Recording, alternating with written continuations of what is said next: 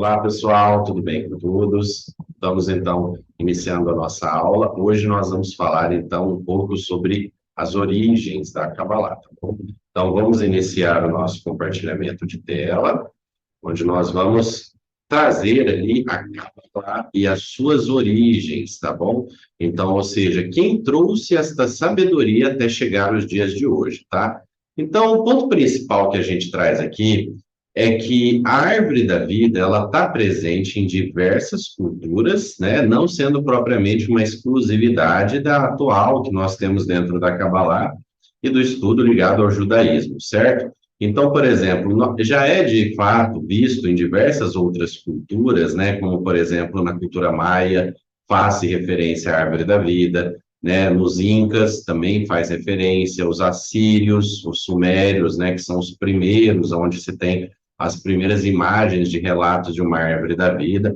Inclusive, há algumas formas de estereótipos associando ela a uma árvore física, inclusive, e a gente sabe que no próprio Gênesis, na criação, há um relato de que no meio do jardim haveria duas árvores, né? A árvore do conhecimento do bem e do mal e a árvore da vida.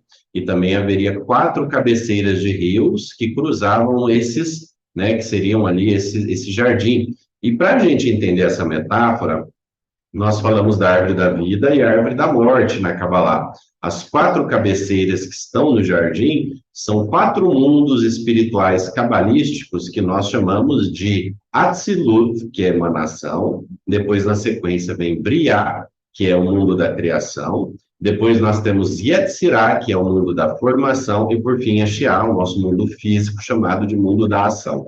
Então, essas são as 4 cabeceiras, assim como a árvore, tá? E para a gente voltar aqui no estudo, para entender, a gente percebe que esse conhecimento da Kabbalah, ele era percebido de forma ou de outra por outras culturas, né? Aqui também a gente vê na Ásia, na Pérsia, no Egito, na Índia, né? Onde há alusões, não só como essas imagens, mas de outras, muitas formas, ao que seria o simbolismo de uma árvore da vida. E as formas mais fiéis ao que nós temos hoje como a árvore da vida hebreia ou cabalística são a árvore da vida nórdica e a árvore da vida síria, que chega depois ao que seria ali a nossa tradicional árvore da vida cabalística, que é esse arquétipo, que onde sempre que vocês verem essa forma, vocês podem ter certeza que ali vai estar sendo falado sobre Kabbalah.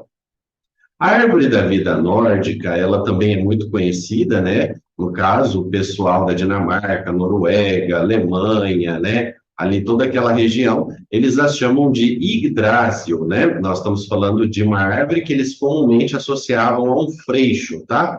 Só que, falando espiritualmente, ela é uma árvore composta por um cubo no centro, né? E ela possui ali os seus 9 reinos. Então, ela retrata o que seria, como na árvore da vida da Kabbalah, que possuem 10 reinos com a ação do mundo físico, porque nesse arquétipo eles misturam o mundo físico com o mundo espiritual, então se tornam 9 reinos. E na árvore da vida, da Kabbalah, a gente separa esse reino que se desdobraria para essa posição acima, fechando, então, aquele ciclo que nós estamos estudando, tá bom? Então, a gente percebe que a árvore da vida, né, ela já está presente em diversas culturas e que o conhecimento da Kabbalah, ele antecede a religião judaica e, inclusive, todas as outras religiões, tá? Mas para a gente entender também sobre antigos sábios, assim como os arquétipos da árvore da vida, vamos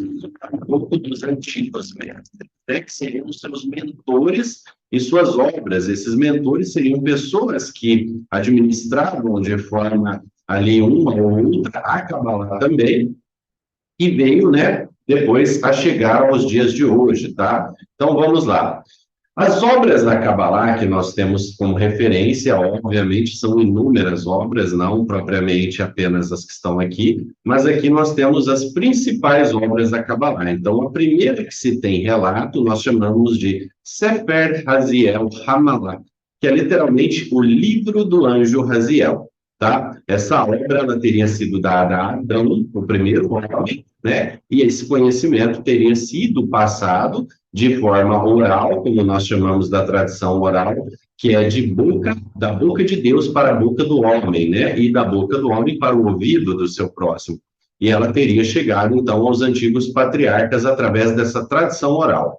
Depois nós temos o livro Sefer HaRazim, que é tradicionalmente traduzido, né, como Livro dos Segredos, tá? Então, essa obra também teria sido dada não só, no caso, os grandes sábios antigos, como a Noé. Dentro dessa obra, inclusive, ensina-se, tanto no livro de Raziel quanto no Sefer HaRazim, sobre o segredo do domínio dos animais, que a gente percebe que antigos sábios tinham, assim como Noé conseguiu conduzir, segundo ali a parte que relata, né, a sua forma de guiar os animais até a arca, a Adão, que chamava eles pelos nomes, né, que sabia como chamá-los, e isso acontece, inclusive, até com pessoas mais antigas, pessoas do interior, que às vezes possuem algumas habilidades que nós desconhecemos e não entendemos, mas cabalisticamente, nós entendemos que isso são influências e segredos, como esse livro mesmo fala, o livro dos segredos.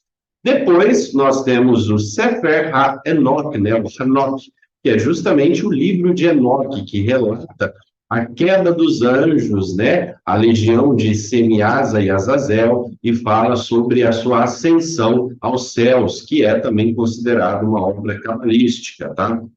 Depois disso, nós falamos do Sefer Yetzirah, que é justamente o livro da formação, atribuído ao patriarca Abraão, tá bom?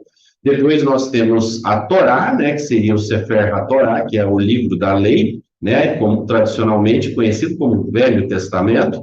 Depois temos uma outra obra que é atribuída ao grande patriarca Moshe, né, Moisés, que nós temos aí uma relação dele chamado Espada de Moisés. Essa obra fala sobre também a linhagem mística, né, e alguns até atributos mágicos dentro desse estudo místico, tá? Depois nós temos o Zohar, que é literalmente chamado de Sefer HaZohar, que é o livro do esplendor, uma das principais obras relacionadas a Kabbalah, comumente chamada de Bíblia Cabalística, é uma grande obra que traz ali diversas interpretações e relatos sobre o que seriam as experiências místicas. Depois nós temos o Sefer HaBahir, que é comumente traduzido como Livro da Iluminação, que também traz diversos conhecimentos sobre esse nosso estudo da Kabbalah, né?